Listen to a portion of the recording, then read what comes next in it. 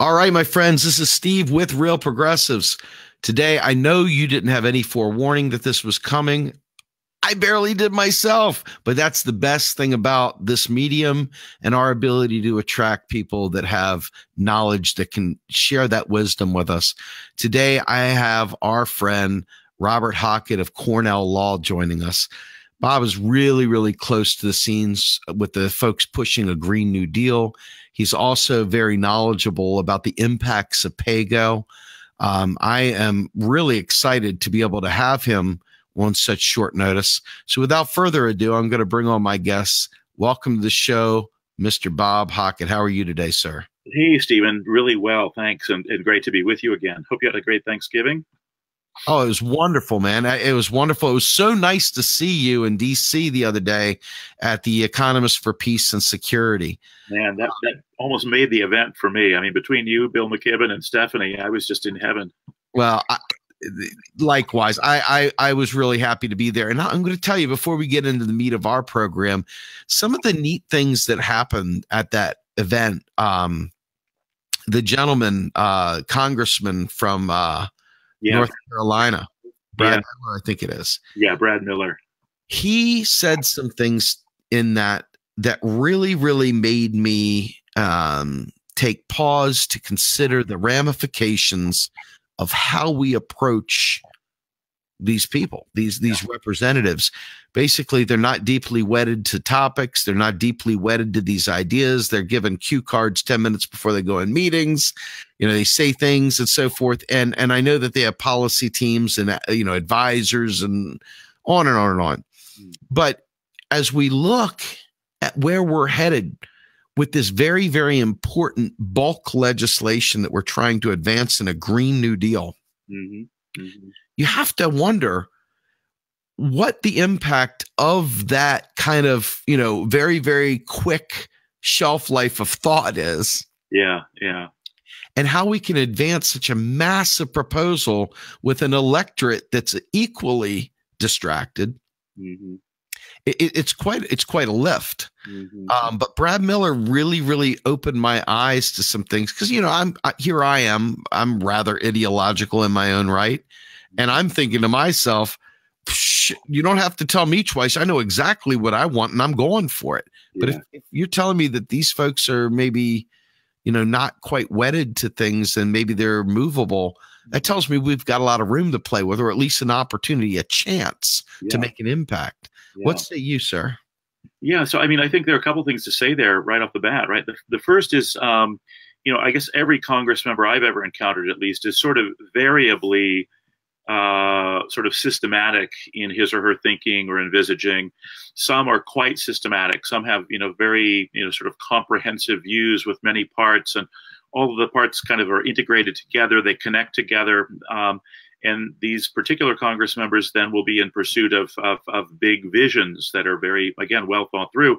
At the opposite end of the spectrum, you might have the sort of purely opportunistic Congress member, be it in the House or in the Senate, who doesn't really have many ideas of his or her own, but sort of maybe responds in a kind of piecemeal way to various initiatives or proposals that are sort of put forth by others, and deciding, whether to sign on to this one or that one, partly with a view, or maybe almost entirely with a view, to what effect it's going to have on their campaign funding or their popularity in the polls or their vulnerability to various forms of attack or what have you. And then most Congress members, I think, are sort of somewhere in between that.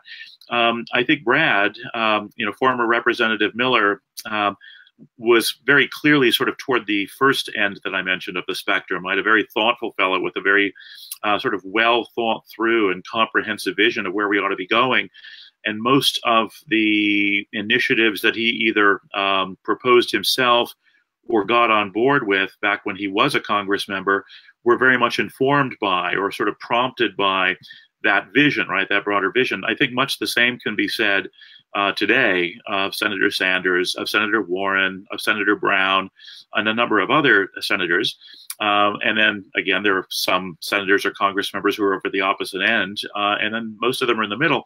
So maybe that's the first thing that's worth observing, it seems to me. The second thing is, I think you're exactly right. The very fact that, that many of these folk are not sort of settled when it comes to what their views are at least when it comes to sort of comprehensive visions, means that they're movable, right? It means they can be convinced, or they, at least some of them, are open to being persuaded or convinced of policy choices that can be made, and can be persuaded partly on the merits and partly on the politics itself, right? If you can say, well, look, this is, this particular view is actually polling quite well, or this particular idea is polling quite well, you can convince them that way. But many of them you can also, I think, bring along partly simply by reference to the actual merits. And then that takes me maybe to the third observation that it seems to me worth making, which is that there's a tendency, I think, this is largely the product, you'll probably laugh, but it seems to me this is partly the product either of orthodox economic thought, particularly microeconomic thought, or a product of the same complex that brought us orthodox microeconomic thought. And that is this view that voters simply, walk into the room with what the economists would call exogenously given preferences.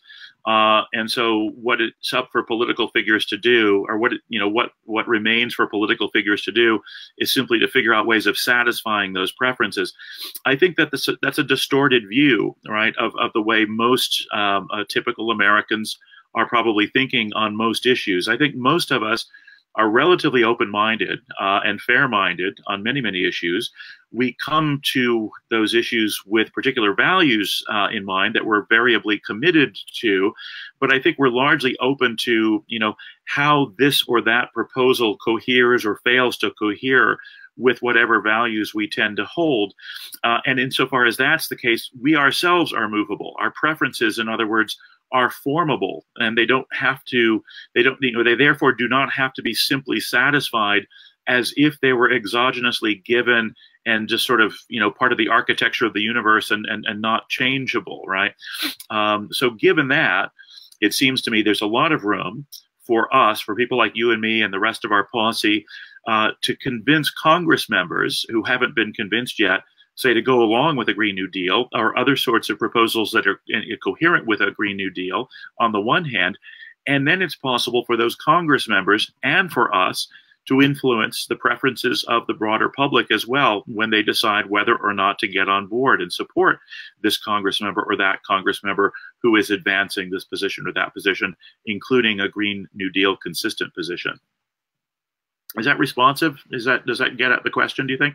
Fantastic. No, that was exactly what I was looking for, and I really appreciate it. So Bob, what I want to ask you is this: we have a young crop of new progressives that have made it into the halls of Congress now. Some exciting wins with Alexandria Ocasio-Cortez, showing some real gumption going into Pelosi's office, and working with the Sunrise Movement. Great marriage there. Talk to me. What do you see as the makeup of this Green New Deal? I know that the Green Party had advanced the concept of a Green New Deal, and now the moniker is kind of stuck with this new effort here. I don't believe the two are the same. Can you tell us what we are facing, what we're advancing with Alexandria's version of this? What exactly does this encompass? So here's how it looks to me. My guess is that you get different answers from different people in the sense that it's still kind of a work in progress. And there's some things that I think all of us agree on, other things that maybe some of us would emphasize more than others, and other things that others would emphasize more than others. But maybe the best way to kind of characterize the vision that seems to be emerging is as a kind of intersection or as a kind of convergence of several distinct threads that are all mutually complementary, but that come together in a nice, potent way in what's now being called the Green New Deal idea. So one of the threads is just that of the original New Deal itself, which you can think of as being primarily about going big, right? If there's a massive national problem to be dealt with, or a massive cluster of massive national problems to be dealt with, then the appropriate response by the collectivity, right, by that collective agent or collective instrumentality that is our government, should be correspondingly big, right? So a willingness to think big, a willingness to sort of restructure or to rebuild, to do whatever it takes to get us back in an economy that is much more just, much more sustainable, much more operative to the benefit of all of the citizenry, and indeed all of the soon-to-be or someday-to-be citizenry as well, right? That's the first strand. Second strand, I think, is the so-called Second Bill of Rights that FDR was planning to push, right, before dying an untimely death, before the Second World War was even quite completed.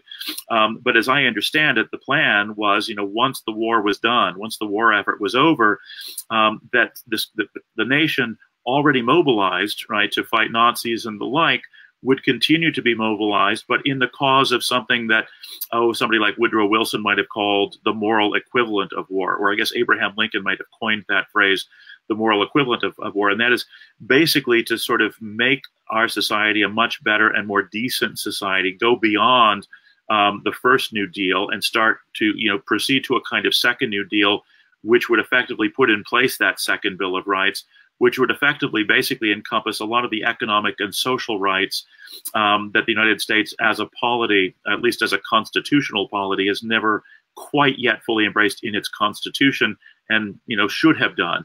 And then finally, the third strand, I think, is just the greenness strand itself, right?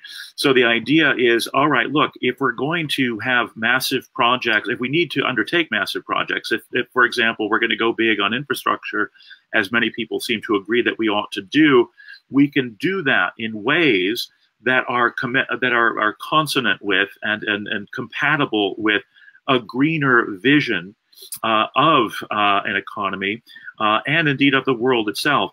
And here, green, of course, means partly connotes environmental considerations, of course, as it originally did, but it connotes, I think, more than that. It seems to me that the word green in this context is coming increasingly to be used in a manner that sort of embraces broad inclusivity, anti-bigotry, no redlining, for example, of the sort that we found in the case of some of the federal housing programs that were adopted during the original New Deal.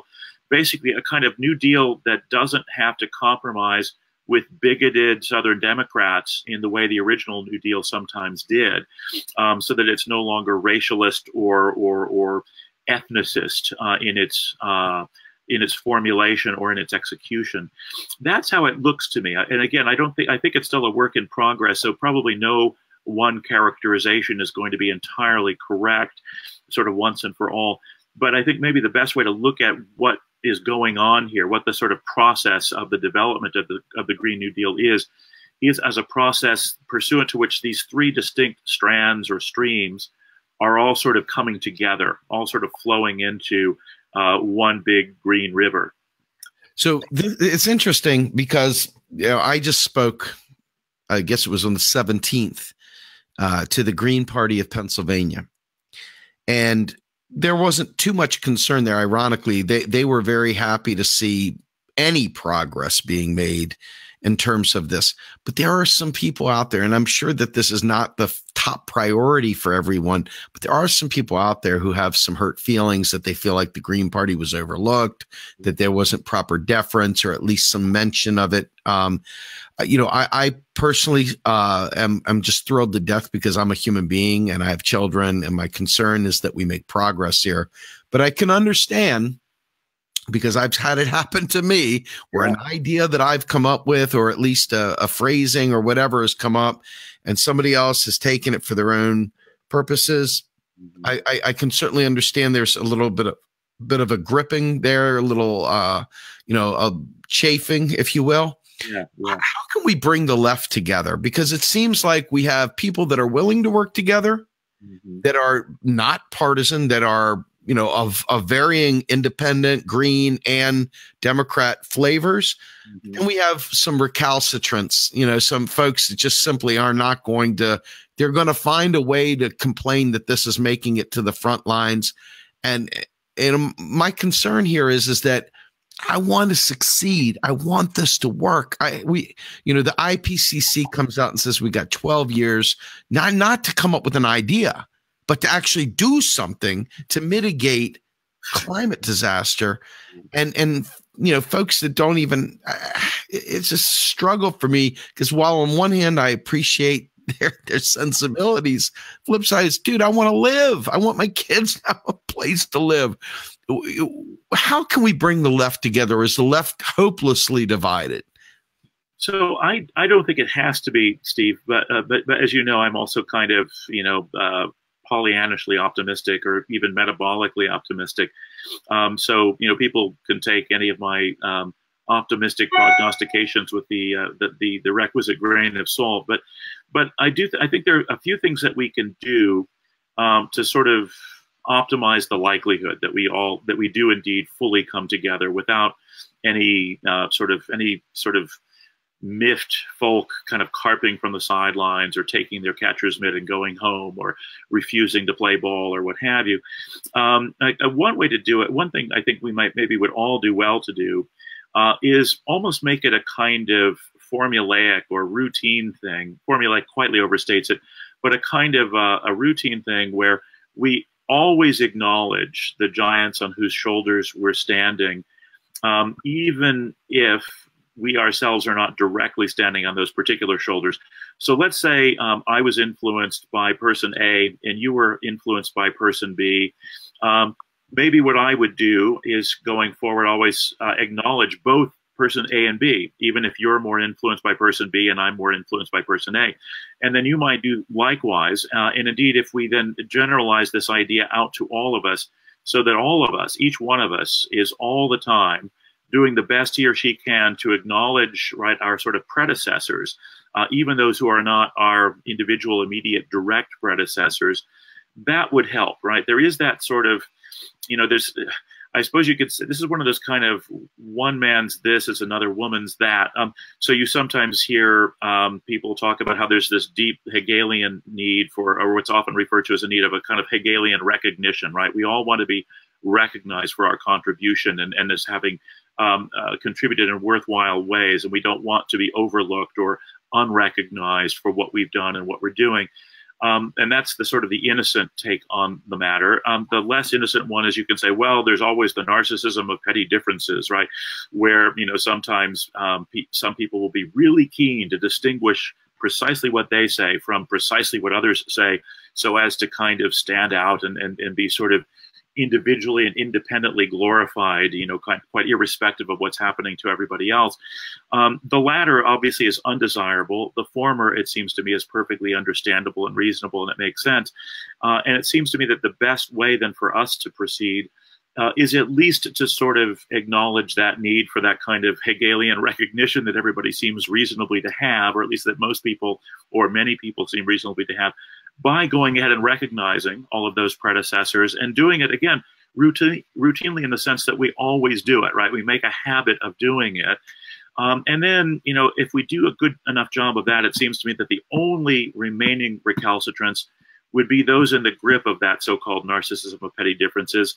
And I don't know that we would really have to work that hard to try to get them on board. There's probably always going to be a few of those. But my guess is that the greater number of people who feel dissed are probably feeling dissed because they actually were dissed. They weren't appropriately or adequately acknowledged. And so you've probably noticed, I frequently like to, point out that, so-and-so is a hero of mine, or so-and-so is a hero of mine, because they are, right? I've got a lot of heroes. And another way to think about this maybe is to say we should all maybe view ourselves as basically being required to be heroes to one another, right? Does that sound right? And then if we, I like that, Bob. I like it a lot. And then maybe a corollary to that would be to say, then we're all required to acknowledge the heroism of one another as well. Because let's face it, this isn't easy for any of us.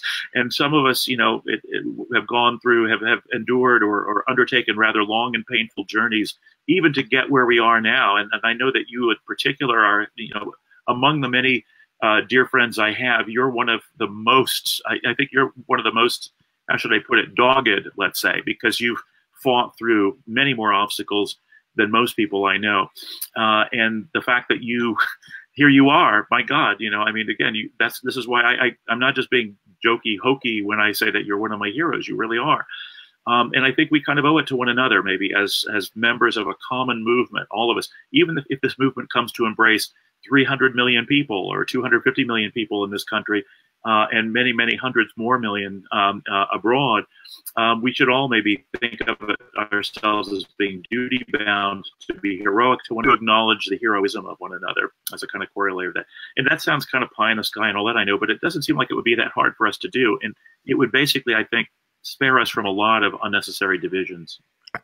I love it, Bob. I mean, I absolutely love it. Just folks, just so you know, I put a poll up. If you go near the top corner of the screen, you can answer the poll. I just want to get a feel for how important you feel is who owns the Green New Deal, whether or not you feel like you just want, acknowledgement, or whether you're okay with us all winning regardless of who advances it.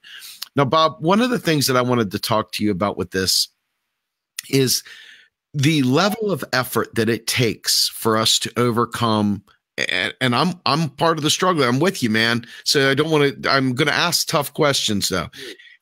Obviously, many people are clueless, as we know, about how the actual economic system works. They're so clueless that they can't envision a better dream. And this is not on them. This has been done by design, and it's not their fault. However, the answer to solving many of these problems is, in fact, them understanding that we can do really great things. Yeah. And it requires a mind capable of seeing that we can do really great things to do any of this stuff. I mean, this stuff is really, to quote Hillary Clinton, God, this is pie in the sky, right? This is really the pie in the sky we're talking about. Yeah, this is really bridging differences, for you to quote Hillary. So we are really talking pie in the sky here when we talk about a massive New Deal of any variety, much less understanding the cataclysmic climate situation that we're really in the midst of. I mean, we're past an event horizon. We're at the point now where we can only mitigate the results. Yeah. That's frightening. So to do nothing is the riskiest proposition of all. Yeah. But when you believe that the country is broke, financially broke, incapable of doing these things, and you see people that are living under bridges, sleeping in cardboard boxes, tent cities in San Francisco, you see people afraid of migrant workers and immigrants, refugees coming to this country because they're petrified they're going to take their little teeny spot in life because we've painted this scarce narrative. How do we overcome that? I mean, I know what we're doing. How do we overcome that in government? I mean, it's kind of like which came first, the chicken or the egg? I mean, they've got to both be activists in a sense because they've got to teach the people a new way of thinking, or they have to get elected, which means they have to go with the way the people think. How do we overcome this? This is a really big deal. I mean, it's a huge deal. Yeah. So, I mean, I guess there are a lot of different ways to sort of work at it, and we're all sort of trying in our distinct ways, which oftentimes converge or overlap. But, a few sort of simple strategies that might be helpful going forward, it seems to me, are maybe as follows. One is maybe anytime anybody talks about a budget constraint or, can we afford it or whatever, just systematically say, you mean an inflation constraint or you mean a resource constraint, right? Just sort of systematically replace the wrong word with the right word. And what that does, I think, one thing that can help with is for those who are sort of not ready to kind of sit down and hear out or listen through the full and comprehensive explanation of how the fiscal system actually works, it at least helps to begin to kind of reorient thought. It kind of can maybe bring about, or at least begin, a kind of gestalt switch so that you get people kind of focusing on the focal points that deserve focus rather than the sort of pseudo focal points or the false focal points. A related strategy, or actually this is maybe just another instance of the same strategy. I'm quite fond of Stephanie's and some of our friends' tendency to draw people's attention, or practice of drawing people's attention to the fact that basically public debts are private assets, right? Or public liabilities are private assets. And I think we can do a lot more with that as well. So, for example, I've sort of joked sometimes in a kind of flippant way how I would like, if I were something like a performance artist slash trickster or sort of mischievous type, I would some night in Union Square and at various other points in New York and in other cities where these public debt clocks are up, I would simply cover up the public debt's private wealth sign to say private wealth clock. And anytime somebody says, "Have you seen that public debt clock?" I would say, "You mean the private wealth clock?" And it's a nice way of kind of getting the point across, right? Stephanie, of course, does a version of this really, really well in her presentations and in the graphics that she uses. Of course, so does Pavlina, and so do some of our other friends in the movement. Randy's done this too, of course.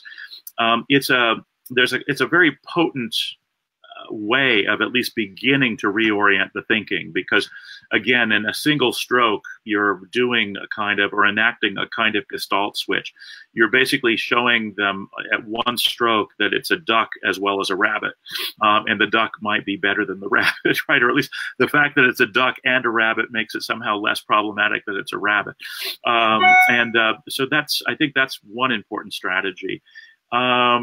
Maybe another important strategy is just to sort of point out that, oddly enough, we haven't ever gone broke before, and we don't seem to have gone broke with other sorts of expenditures that, a lot of people would admit to being urgent, right? So a lot of Republicans will say, well, but it's national security, so we have to do it in that case, and it's worth risking going broke on that. And then you say, well, if the entire planet is about to burn down, or if the entire economy is going to plummet or whatever, then, maybe it's worth taking your big risk on that one too, especially given that the risk never seems ever to have panned out in the entirety of our nearly 300 years of history, right?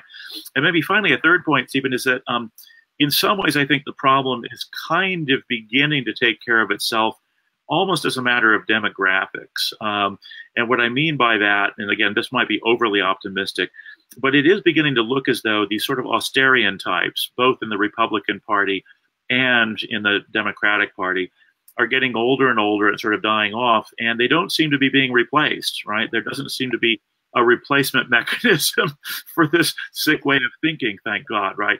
It's not for a while, it did seem to be a kind of a self-replicating virus that just kind of spread and got worse and worse. But we seem to have, passed that kind of critical period or critical mass, and it actually seems to be shrinking now, the number of those afflicted by this virus, and the newcomers don't seem to be afflicted by it, and they're getting increasingly assertive and literate, I think, about their not having it, right?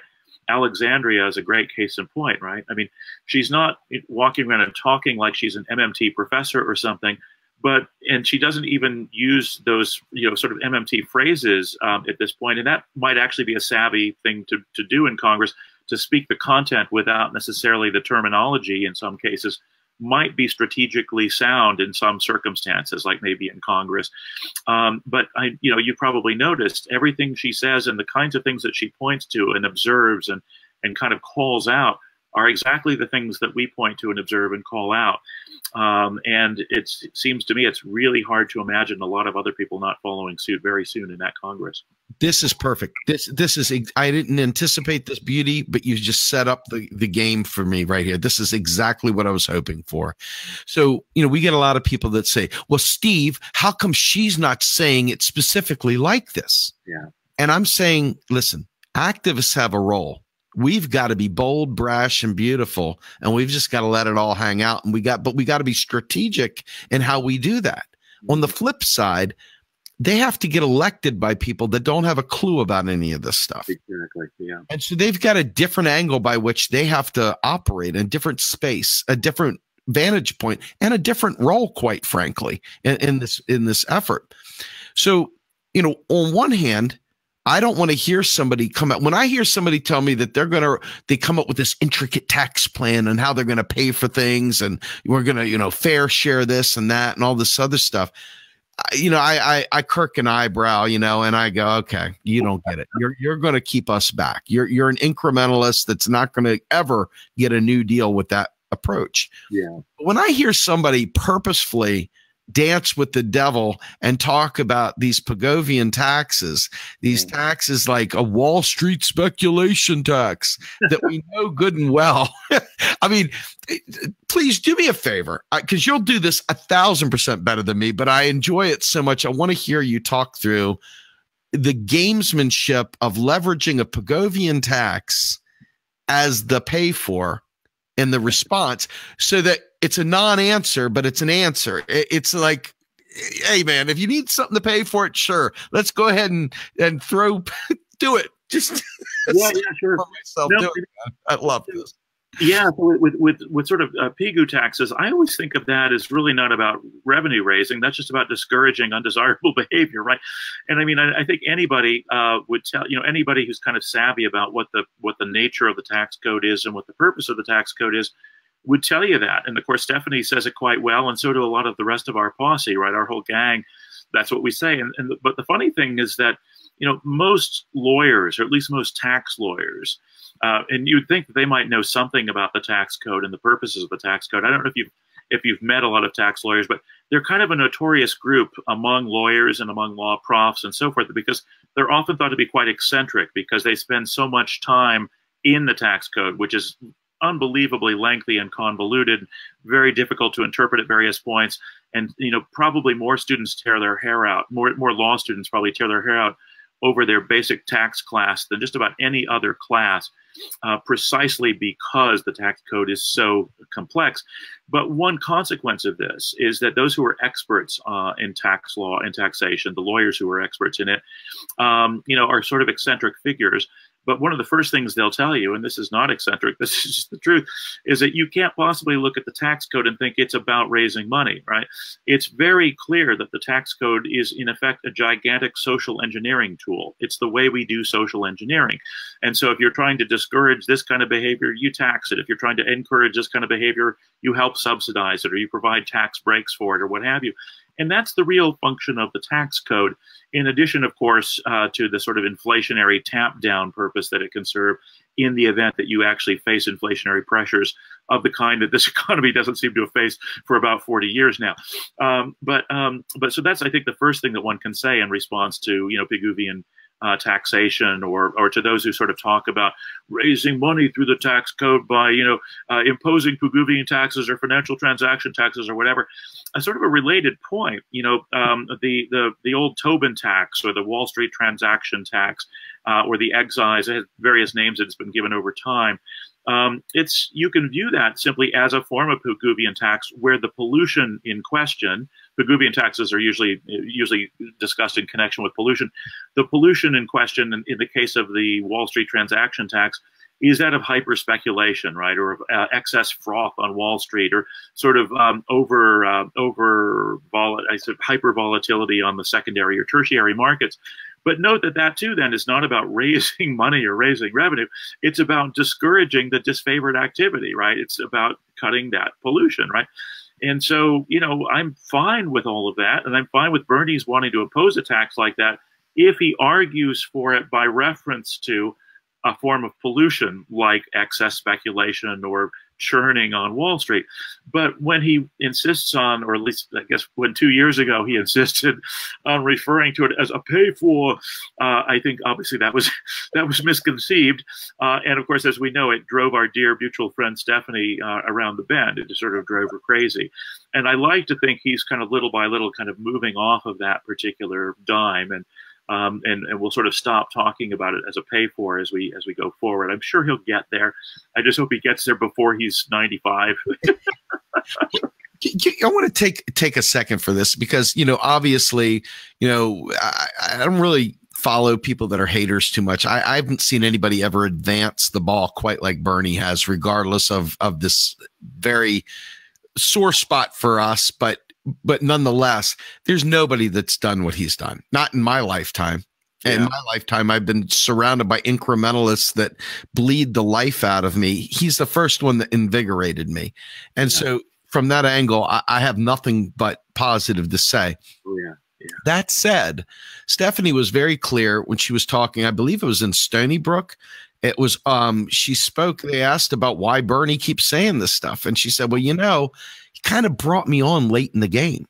We didn't have a chance to really talk through strategy. I kind of had to, kind of go with the flow here, and obviously Stephanie is very, very hard on the pay fors. And in fact, one of my favorite tweets that she ever put out there was that, you know, she has absolutely zero patience for Robin Hood politics that chases gold coins in a fiat world. I love that quote. I mean, I use it constantly. And it's really a key thing here when you consider that these people have got to have some clue what's going on. I mean, they may have been saying it for a long time. They may have been, you know, the culture is such that they can't really shift it. But you look at Bernie and you say, this guy is surrounded by MMT greatness. At some point in time, you have to wonder, why did he select MMTers to be on his hip? Yeah. You know, and I remember the great article by Zach Carter that talked about the great ideas and so forth. The biggest ideas are coming from Kelton and so forth. Yeah. And it described why they selected her and that they had taken her to that, you know, bar with all the Wall Streeters. And really what it came down to was they needed somebody from the outside that could shout down the nonsense from the Republicans that had no problem walking in there and saying wrong, wrong, and actually saying wrong also to the Democrats. Yeah. And she has done that. Let's be fair, in spades. I've got a treasure trove of her tweets alone that speak to this. MMT is a real game changer, and it really makes your mind explode. So for somebody like Bernie Sanders, who's been doing this for 40 plus years, okay, I imagine it's a bit hard to change gears. You know, I imagine it's probably quite difficult.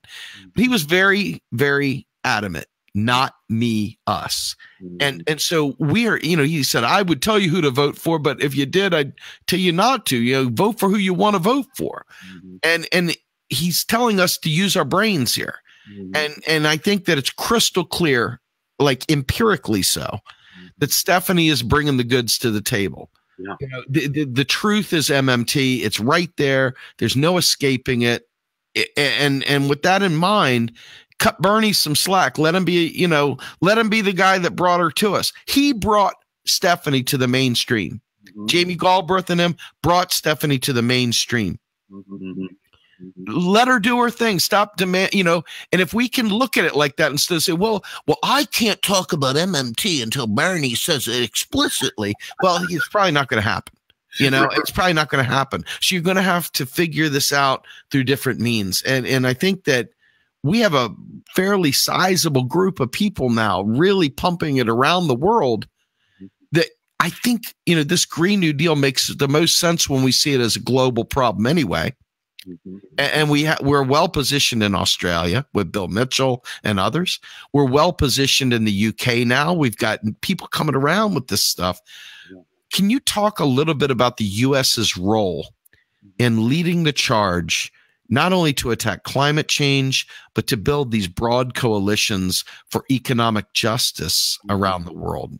Yeah, sure. So several things. I mean, the first, completely with you on Bernie on that, right? He did. I mean, there is a reason that he brought Stephanie on as his chief economist, right? And that tells you something in itself, right? And as you say, it probably takes, if he's been basically speaking the same message for 4 decades, you know, we should cut him a little bit of slack when it comes to sort of slightly retooling the vocabulary that he uses or some of the tropes that he uses. It's also worth noting this is sort of this kind of an accentuation or a kind of a punctuation mark maybe added to your observation about how he brought her to the mainstream. As you know, I've been working with a number of different progressive senators over the last while. And what's really interesting is that every single one of the staffers who work with these other Congress members are very well aware of Stephanie and adore her. I mean, you can't mention her name without they're just looking like they're going to start sobbing with joy. I mean, they say, "Oh my God, she's great." They look heavenward. They cast their eyes skyward.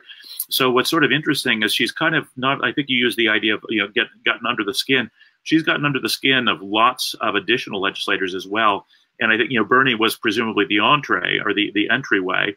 But I think it's just a matter of time before all of the progressive Congress members are trying to make use of Stephanie in one way or the other, or at least their staffers will be. When it comes to, and by the way, that's another reason for my perhaps excessive optimism. I mean, I really think that, I think we're sort of seeing the tip of the proverbial iceberg with the election results a couple of weeks ago, and with various other sort of or celebratable developments in Washington of late. I think this is actually just the beginning. It's going to be bigger and bigger and bigger. With respect to the global matter and the role that the United States can sort of play here, one way I sort of think about it is it seems to me that I go along with the American exceptionalists in one particular respect, and that is, I think we have been exceptionally harmful in multiple ways to the world. I mean, we've done, obviously we've done our share of good in the world as well, but we've done a remarkable amount of ill. And if given that fact, if we could be sort of out front when it comes to kind of mending our ways and sort of rectifying our errors, and then also then beginning to serve as an example, not to, dictators in various parts of the world, or as an encouragement to, budding sort of racialist or bigoted fascists or other forms of, bigoted populists in the rest of the world, but instead start being looked at as kind of leaders when it comes to sort of rebalancing an economy in the interest of the people of the country and in the interest of the planet. I think that would be a wonderful way to sort of expiate past sins, or at least to begin make a down payment on the expiation of past sins, and also just play a role in the world that you and I and the rest of us as Americans can be sort of proud of. I remember, I remember when Bill Clinton was president. Obviously, there's a lot to repudiate from those times, but I do remember feeling how interesting it was, how remarkable it was to feel for the first time in my lifetime that our president was as smart as other world leaders. He at least wasn't an idiot, right? Bill Clinton seemed like he was a smart guy. And sort of similarly, when we elected Barack Obama, in many, many ways a disappointment, but I remember feeling this sense that, well, but at least we have, again, a smart leader. He's not Bush. He's like a smart guy. And also, we actually, it means something, right, that we actually elected somebody who wasn't a white male. And I felt, it's a very minimal kind of pride, because you'd like the guy to do good stuff too. But I felt a kind of pride in that. And it seems to me both of those things, and I'm sure, whoever the first woman is that we elect to be president, even if she's a Republican, I'll probably feel sort of proud, at least about the fact that she's a woman, that we did that. But in every one of these cases, it seems to me, that's just the tiniest little foretaste of what it's going to feel like when we can look at what our country does as a whole, in a more plenary fashion, and think, by God, I'm proud of that. That's pretty cool that we did that. If we could be a beacon of that sort, or at least a beacon among other beacons that are doing that kind of thing, I'd be so thrilled.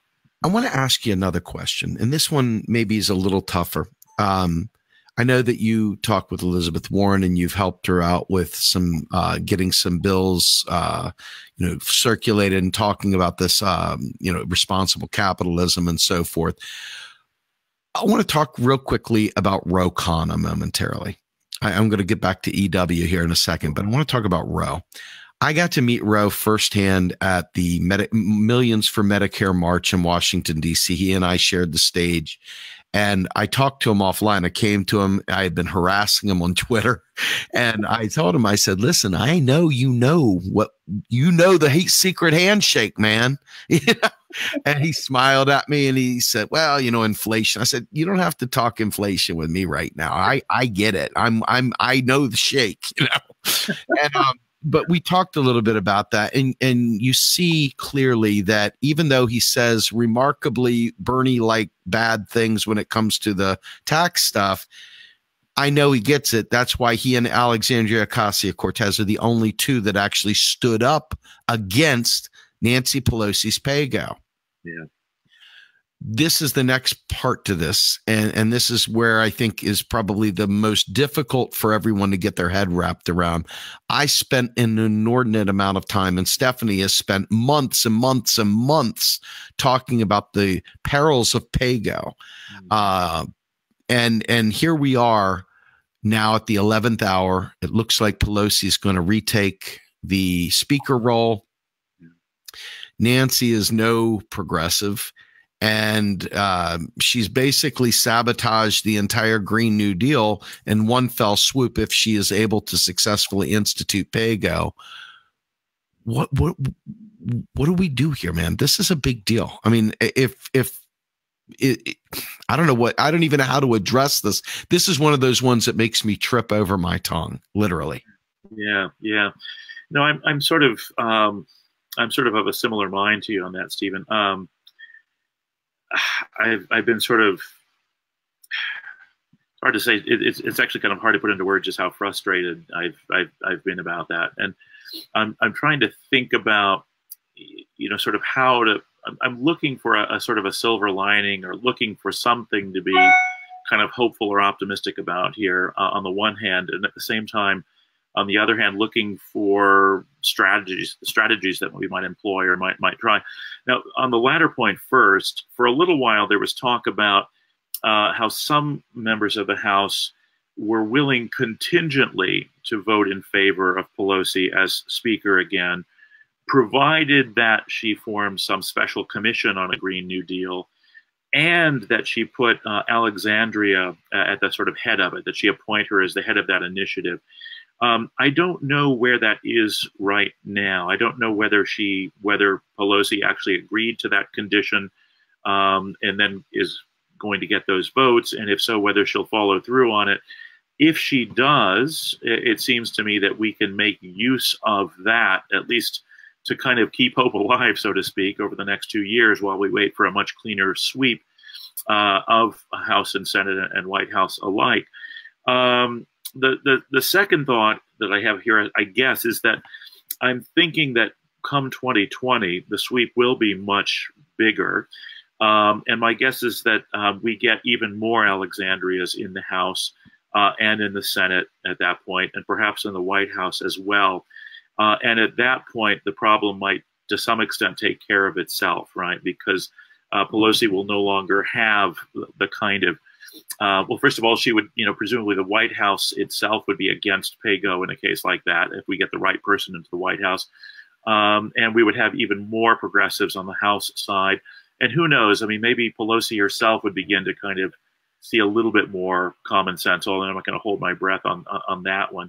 The other thing is, again, I hate to sound cynical about it, but there is a demographic story here as well. I mean, she's presumably at some point she's going to be too old to be doing this. Now, I don't want to wait until that time, but at least knowing that there is that kind of horizon out there that's probably not that far distant is another sort of source of hope.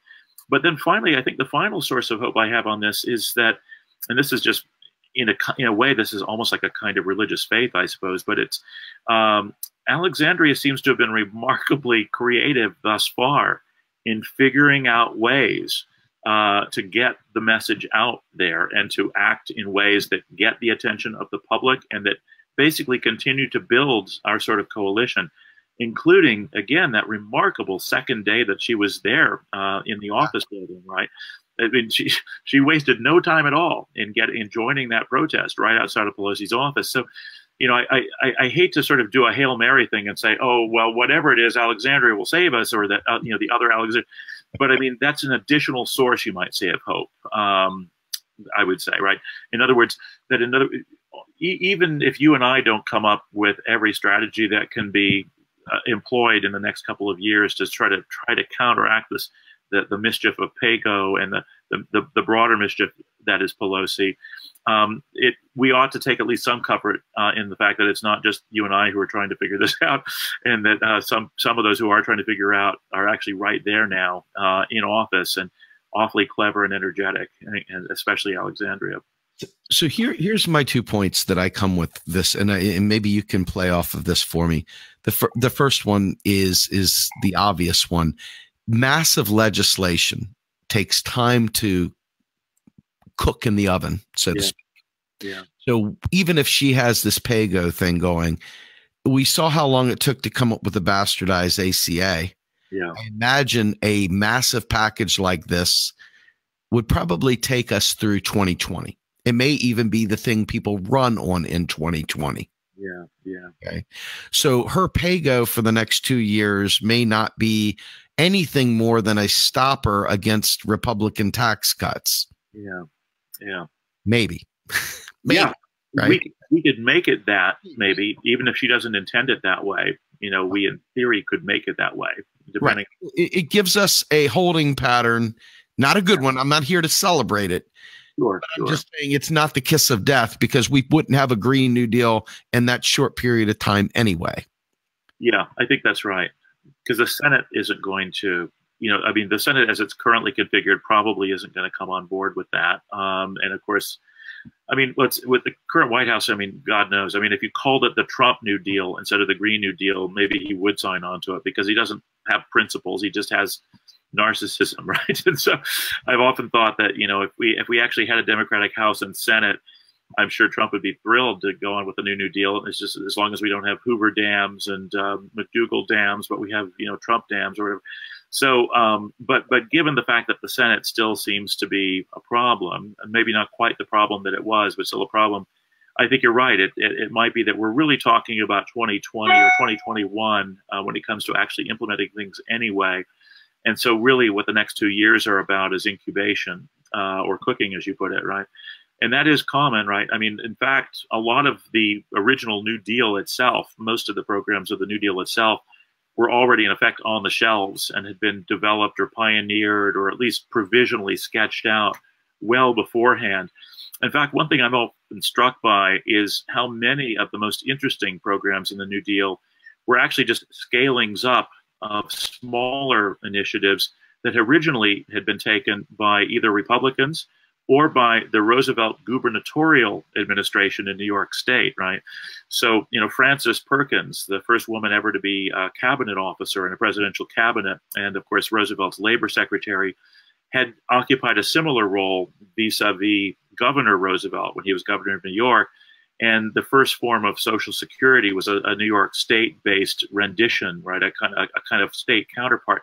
And many other New Deal programs were, again, sort of originated as sort of smaller state-scaled initiatives pioneered by Frances Perkins and some of the other members of Roosevelt's sort of brain trust. And then on the other hand, a number of them had been pioneered, oddly enough, by Herbert Hoover, the Republican who preceded Roosevelt. But the problem in that case was that they were, as you put it earlier, incrementalists. They were just too little too late. And so one of the secrets, I think, of the Roosevelt administration that isn't adequately or isn't widely enough discussed, precisely because by noticing it, we can take more hope and also see a bit of a blueprint, is the fact that so much of what it was just a giganticization of what had been humbler initiatives that had been tried or proposed either by mealy-mouthed, wimpy Republicans like Hoover, or by state officials who could only make things so big because it was at the state level, and of course because New York did not issue its own currency. But once you had the Roosevelt administration and the federal government operating with a public fisc that is financed by its own currency, you could really scale up in a massive way. So one thing we might think about the next 2 years as being about is as incubating, further developing, further articulating, and schematizing the Green New Deal, getting more and more details into place, or maybe menus of options into place in connection with each particular plank or point. And then, be ready, have them, to use Obama's old, metaphor from about eight or 9 years ago, have them, quote unquote, shovel ready for when we take the White House and the remainder of the Congress in 2020. I like that. All right. So my last point to you, Bob, and I want to thank you, by the way, for spending this time with us. And, we didn't get a chance to really advertise or let folks know this was going on. And you're just a wonderful guy. I really appreciate you taking the time. But I guess the final piece to this would be, as we progressives look at things, and I know for me, myself, your optimism is what I need. Not just your optimism, but the optimism of others who are actively fighting in a positive fashion towards a positive outcome, because neoliberalism has been proven There's studies, there's psychological profiles that the negativity is corrosive and literally creates mental illness. I mean, we're talking about something so pervasive and vile that without us really staying in victory, fighting for what we're for more so than what we're against. If we do that, I believe we have a chance to really change the world. Tell me about how we can stay in the victory and live in an optimistic way. Party be damned for a minute. Just all partisan allegiances aside, progressives as the larger bloc. How can we stay focused and committed on the positives of the New Deal, the Green New Deal that we're all hoping for, and avoid the noise, avoid the distractions, avoid the bullshit, so to speak, and stay on point? Can you fill that void? Because that to me is where the hope lies. That's, to me, MMT is hope. The Green New Deal is the culmination of MMT. Can you fill in a little bit there? Yeah, so I think there are a number of things, maybe, Stephen. One is, and I'm not saying this just to sort of be flattering of you, but rather to emphasize, I think, one of the very important values among many that you add that maybe doesn't get emphasized enough, and that is that I think a certain kind of networking, and I don't mean networking like, oh, I'm networking in order to meet a lot of people to get a better job, but I mean networking in the sense of forming networks and maintaining networks, basically maintaining conversations or discussions of the kind that you do, of the kind that the Modern Money Network, courtesy of Rowan and Raul, does, and a number of other sort of networks do. One really amazingly important thing that these do, it seems to me, is they bring us all in. First, they bring us all into contact with one another, so none of us thinks that he or she is insane because he or she is the only one thinking these thoughts while being surrounded by sort of hostile forces of neoliberalism or whatever. But even beyond that, by bringing us all into kind of intercourse with one another, we basically, they enable us all over time to form a kind of a common mind, right? There's a sense in which we're all on not only on the same page anymore, but almost, on the same book or in the same book, right? We began, you might say, as having our hearts all in the right places. And so in that sense, we were all of one heart, but we might not have been all of one mind because each of us had sort of been individually trying to sort of hack out or eke out a kind of a vision for him or herself in the midst, again, of a world where, that hasn't been altogether nurturing of or welcoming of progressive thinking. But what happens is, as we begin talking to one another and then we form these sort of epistemic communities that we seem to have come to form, and as these distinct communities gradually begin to morph and merge into one great big, kind of grand epistemic community, I think that in itself is a source not only of sort of ideation or sort of helpful planning and helpful constructing and so forth, but it's also itself a kind of a source of hope and non-insanity, right? Because you realize suddenly, oh, again, I'm not just some kind of isolated character who's just, kind of, I don't know, sort of crankishly, shaking my fist out here in the wilderness, out in the in upstate New York or in rural Pennsylvania or where have you. My God, we're all, we're it, man. And not only are we sort of it, but we're in Washington now too. We're in Senate and House offices. We're in congressional staffs, right? We're on actual presidential campaigns and not even fringe presidential campaigns that almost win and then in future will win, right? I mean, it's amazing how what a liberating effect that has on the psyche as well. When you told me when you were talking about neoliberalism as being a kind of a sickness or having kind of warping or kind of constraining us, I was reminded of something, a metaphor maybe this could serve as. You maybe get a kick out of this. So as you know, in the distant past, when I was still a student, I lived in Oxford, the UK, for quite a while. And the thing about Oxford is it's in the Thames Valley, so it's sort of below. A lot of it is sort of below sea level, or at least very close to sea level. And there's a lot of fog and a lot of sort of detritus, a lot of sort of grime and how should I put it, kind of gravelly sediment that's sort of blown off the old buildings by the wind, and it kind of mixes with the humidity in the air, and it kind of hangs as this kind of ugly kind of black phlegm, in a sense, in the sky over Oxford a lot of the time, and people develop what's known as the Oxford cough. Now, here's the way in which that's relevant. I would periodically jump on a bus and just go up to Stratford-on-Avon or go up to the Cotswolds or some other part of the UK just to get out of Oxford for a week or so, or just because I had the opportunity to do it.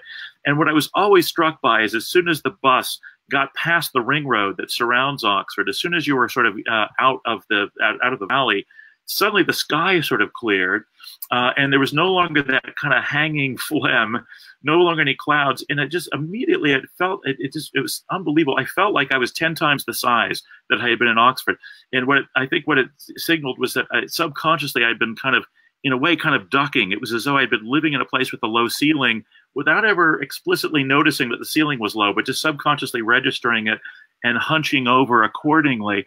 And as soon as the ceiling is raised, you get out of Oxford proper, out of the Thames Valley, the ceiling rises and you suddenly feel yourself expanding. You become bigger and taller, not in a kind of grandiose sense, but just in a healthy kind of deep breathing sense, right?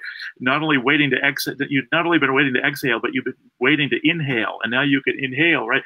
And I think in a way what we're experiencing, all of us, with this kind of throwing over of this kind of neoliberal chastity belt or whatever the hell it was, this kind of weird like man in the iron mask thing that it was sort of, exerting on all of us, is I think we're all feeling expansive, right? We're all feeling bigger. And I almost, I don't want to sound too, kind of hokey dokey 60s hippie-ish here, but although I am that, but I almost feel myself kind of melding with the universe, right? With the world as I sort of expand outward as this kind of artificial ceiling that was all of this kind of goofball neoliberal crap is sort of lifted and blown away, right? It's like your kitchen filled up with smoke when you burnt something in the oven. And so you open all the windows and turn on the attic fan and it just sucks it all out. And suddenly oh, great, nice, big, clean environment again. And I kind of feel like we're, you and I and the rest of our posse are sort of increasingly inhabiting that space. And in effect, I think what we're trying to do is enable the country and the world to experience the joy of inhabiting that space, right? Yes, Bob. That you know what I want to stop you right there and just tell you that is like the closing ticket right there. That's like, don't talk past the close. That was it right there. We're not advancing something crazy. We're advancing hope, and we want people to be a part of that so badly. Please, come on. There's plenty of room on this bus, right? Yeah. And, you're just a wonderful man. I count it all blessings that you're in my life, and I thank you so much for the friendship, and I thank you for your time today as well. Sir, I appreciate this. I look forward to next time. We were going to do a podcast. I'm going to plug the podcast here real quickly. We are amassing a lot of interviews and a lot of show material for upcoming podcasts, Macro and Cheese, macro being macroeconomics and big picture, and cheese because it's going to be fun. So the idea here is that, I want to get you on there. I want to be able to talk through and get you in a nice, clear channel where we can blend that thing, render it, and put a lot of fun effects to it and have a good time with it. Maybe even get metaphysical, and have a great chitter chatter. Anyway, Bob, thank you for all your positivity. Thank you for your perspective. And I look forward to seeing you soon. Thank you, Stephen. As I said before, you are my hero, sir. You as well. You as well. Have a great day, everybody. Thank you so much.